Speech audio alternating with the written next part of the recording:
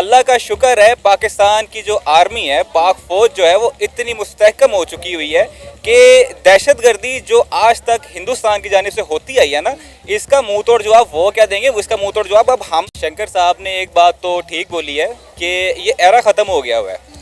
Era इस तरह से ख़त्म हो गया हुआ है कि पाकिस्तान जो पहले चीज़ें बर्दाश्त कर रहा था ना, अब पाकिस्तान वो चीज़ें बर्दाश्त नहीं करेगा। आप हिस्ट्री उठा के देख लें, पाकिस्तान कभी हिंदुस्तान के इलाकों में नहीं घुसा।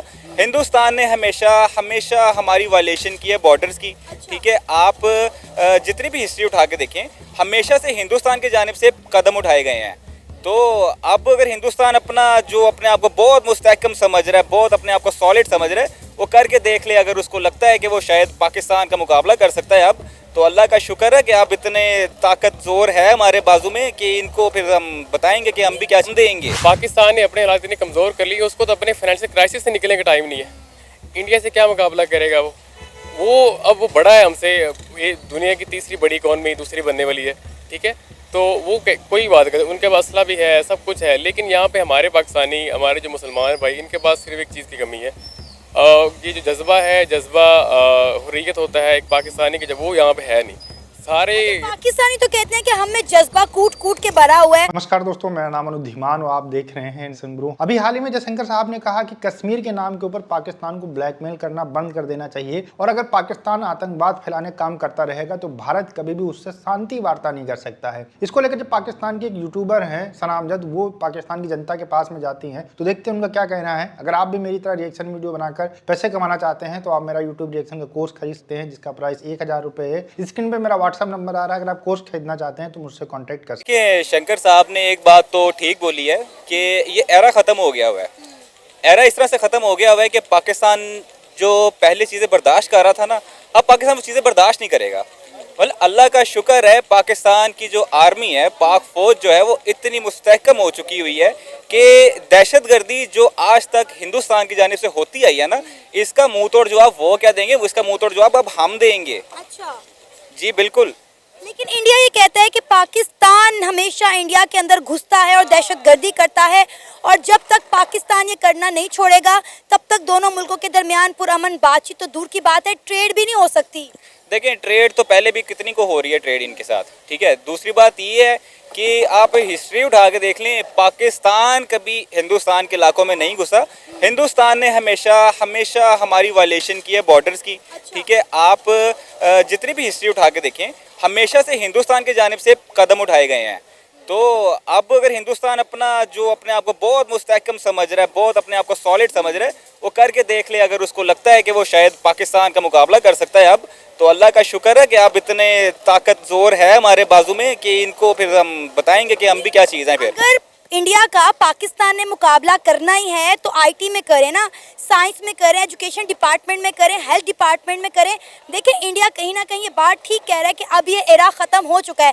देखिए, एक तरफ पाकिस्तान की जो गवर्नमेंट है वो चाह रही है कि किस तरह इंडिया और पाकिस्तान के ताल्लुकात दोबारा से बहाल हो जाए। अगर हम अवाम इस तरह का पैगाम, इस तरह की स्टेटमेंट देंगे तो मामलात मज़ीद ख़राब ही होंगे, सही होने की बजाय। देखिए, मैं अब आपको छोटी सी बात बोलूँगा। मैंने आपको जो जवाब दिया ना, वो जवाब मैंने दिया जो एजी शंकर साहब हैं, उनकी जो उन्होंने बात की, उनकी स्टेटमेंट पे मैंने आपको जवाब दिया। सेकेंडली, अगर आप बात करें कि जी हम टेक्नोलॉजी में कितना उनसे पास हैं उनके, या कितना उनके हम लोग कम्पीट कर सकते हैं उनको, तो कोई शक नहीं है पाकिस्तान टेक्नोलॉजी में उनसे बहुत पीछे है। हमें उनको उस चीज़ में कंपटीशन देना चाहिए, हमें उनको कंपटीशन करना है, और बिल्कुल करना है, और हम उसके लिए मेहनत कर भी रहे हैं। अब आप देखें कि वाकई में अब वो दौर नहीं रहा, हथियारों की जंग नहीं रही, अब इकॉनमी की जंग है, और इस जंग में मेरा ख्याल है इंडिया ऑलरेडी जीत चुका है, दुनिया की 5वीं बड़ी इकॉनमी बनकर। देखें, इसमें कोई शक नहीं है, इंडिया की इकॉनमी बहुत स्ट्रांग है। और आपने जो सबसे पहले वाली बात की थी ना, ये अगर आप इस वाली बात के साथ कनेक्ट करें ना, तो इंडिया खुद कभी ये हरकत नहीं करेगा कि वो हमारे साथ किसी भी सिचुएशन ऑफ वॉर में फंसे। अगर वो फंसता है तो उसकी इकॉनमी जो ये बहुत स्टेबल समझ रहे हैं, तो ये कुछ दिनों की मार है। हाँ जी, बिल्कुल ऐसी ही है, ये कुछ दिनों की मार है। इसकी ये सारी जो इकॉनमी और ये इतना जो ये धौस जमा के बैठा है, सब कुछ खत्म हो जाना है। यानी अगर इंडिया ने पाकिस्तान के साथ कोई भी पंगा लिया तो इंडिया की ऐसी की तैसी हो जाएगी। जी, इसमें कोई शक नहीं है, हम तो डूबे हैं सनम, तुम्हें भी ले डूबेंगे। हम जिस सिचुएशन पे खड़े हुए हैं हमें कुछ खास फर्क नहीं पड़ने लगा, क्योंकि आपको पता है कि इंडिया के जो प्राइम मिनिस्टर हैं नरेंद्र मोदी साहब, उन्होंने कहा कि हमें पाकिस्तान के साथ कुछ करने की ज़रूरत नहीं है, कोई जंग या किसी तरह के मामला, इनके मुल्क के जो हालात हैं, जो इनके सियासतदान इस मुल्क के साथ कर रहे हैं, ये अपनी मौत आप मर जाएंगे। बिल्कुल सही बात बोलिए। अगर तो ये सिचुएशन रही जो सिचुएशन इस वक्त चल रही है पाकिस्तान के अंदर, जो सियासतदान जिस तरह के आ रहे हैं, जो ऊपर वाले लेके आ रहे हैं, अगर यही ऐसे ही चलता रहा तो फिर इसमें कोई शक नहीं है कि ये ख़त्म हो जाएगा। इसको हमें देखना पड़ेगा, अगर इसको ना देखा तो ये वाकई में जो उन्होंने बोला सच हो सकता है। लेकिन अभी देखें ना, हम जिस सिचुएशन में फंसे हुए हैं, पाकिस्तान की अगर हम बात करें तो पाकिस्तान अभी तारीख के बदतरीन मौशी बहरान से गुजरा है। हमें चाहिए कि अपने इर्द गिर्द के तमाम ममालिक के साथ बना कर रखें। आपको नहीं लगता कि पाकिस्तान जो है वो आइसोलेट हो गया, कोई हमारे मुल्क के साथ ट्रेड नहीं कर रहा, कोई हमारे मुल्क में आके इन्वेस्टमेंट नहीं कर रहा, हमारे मुल्क का बेड़ा गर्क करके रख दिया हमारे सियासतदानों ने। देखें, आपकी बात बिल्कुल 100% ठीक है, लेकिन इसमें सारी गलती जो है वो आप सियासतदान को नहीं दे सकते हैं। इसमें कुछ अवाम के किरदार जो हैं वो बहुत सरे फहरिस्त हैं। आप जो कह रही हैं आइसोलेट हो गया, पाकिस्तान आइसोलेट हो गया वह, लेकिन कुछ हमारी अपनी करतूतें भी हैं जिनकी वजह से पाकिस्तान आइसोलेट हुआ है। हमें चाहिए है कि हम किसी और कंट्री में जाएं तो वहाँ पे अच्छा परफॉर्म करें, अपनी स्किल्स दिखाएं, ना कि हम जिस तरह लास्ट टाइम आपने देखा ही होगा कि भीख मांग रहे हैं दुबई में जाके, यूएई में, मतलब क्रिमिनल एक्टिविटीज कर रहे हैं, पाकिस्तान को मजीद डिग्रेड कर रहे हैं ये लोग। इसमें कोई शक नहीं है, बिल्कुल 100% ठीक बात कर रही हैं आप। लेकिन आवाम को ऑब्वियसली आवाम को कदम उठाना पड़ेगा, इसके लिए अपने आप को थोड़ा चेंज करना पड़ेगा।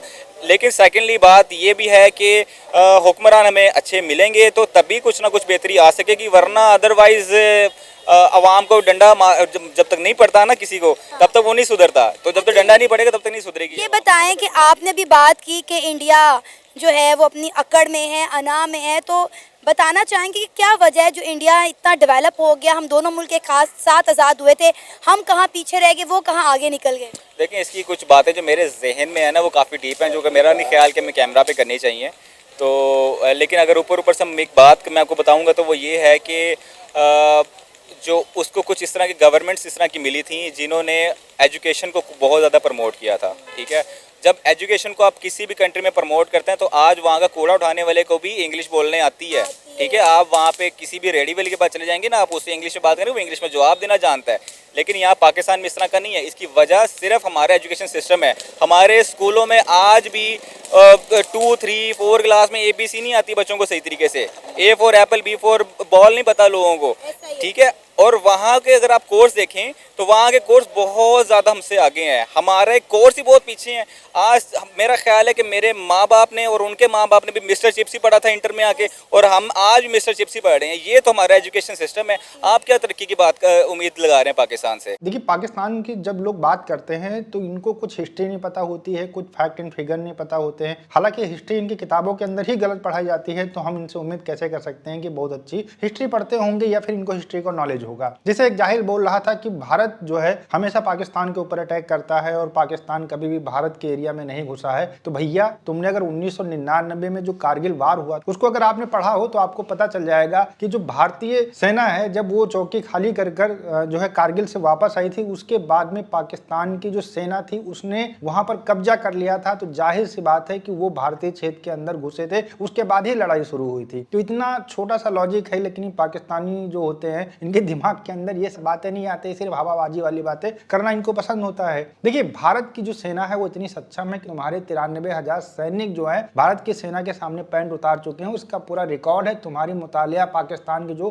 किताब है उसके अंदर पढ़ाया जाता है कि 90,000 सैनिकों ने सरेंडर किया था। इसके बाद में तुम्हारा देश भी टूट गया था। उसके बाद में भी तुम आते हो बेशरम बनकर और ये कहते हो कि पाकिस्तान की आर्मी दुनिया की नंबर 1 आर्मी है। उसी आर्मी के दम पर तुम कहते हो कि भारत के ऊपर तुम कब्जा कर लोगे। तुम्हारे सिंध के अंदर जो डाकू हैं वो लगातार अटैक कर रहे हैं, तुम्हारी आर्मी वहां पर कुछ नहीं कर पा रही है। BLA बलूचिस्तान लिबरेशन आर्मी लगातार तुम्हारे सैनिकों के ऊपर अटैक करती है। लगभग 20 से 30 सैनिक तुम्हारे रोज मारे जा रहे हैं पाकिस्तान के अंदर, तब तुम कुछ नहीं कर पाते हो। TTP ने तुम्हारे KPK का 1-2 डिस्ट्रिक्ट कैप्चर करके रखा लिखा हुआ तब तुम्हारी नंबर 1 आर्मी कुछ नहीं कर पाती है। भारत के सामने तुम्हारी नंबर 1 आर्मी क्या कर पाएगी? खुद देश के अपने मसले नहीं सुलझा पा रही है, लेकिन तुम लोग बात ऐसे करते हो कि तुम्हारी आर्मी अगर आएगी तो पूरी दुनिया तुम्हारी आर्मी के सामने झुक जाएगी, लेकिन उल्टा होता है, तुम्हारी आर्मी उल्टा झुक जाती है। कश्मीर को लेकर जो बात की है जयशंकर साहब ने बिल्कुल सही की है कि अगर पाकिस्तान आतंकवाद फैलाता रहेगा, जिनको ये लोग मुजाहिदीन कहते हैं, और पाकिस्तान का हर एक व्यक्ति जो है मुजाहिदीन बनने के लिए तैयार रहता है, और भारत के अंदर जब कश्मीर के अंदर वो आते हैं तो हमारी सेना के ऊपर अटैक करते हैं, कश्मीरियों के ऊपर अटैक करते हैं, तो ये हम बिल्कुल बर्दाश्त करने वाले नहीं है। जब तक आतंकवाद पाकिस्तान नहीं बंद करेगा तब तक उसके साथ में कोई भी बातचीत नहीं हो सकती है। बिल्कुल सही था। अब ये पाकिस्तानियों को खराब लगे या गलत लगे, हम अपने देश के बारे में सोचते हैं और जयशंकर साहब भी अपने देश के बारे में। वीडियो कैसा लगा मुझे कमेंट सेक्शन में जरूर बताइएगा। मिलते हैं नए वीडियो के साथ। नमस्कार, धन्यवाद, जय हिंद, जय भारत।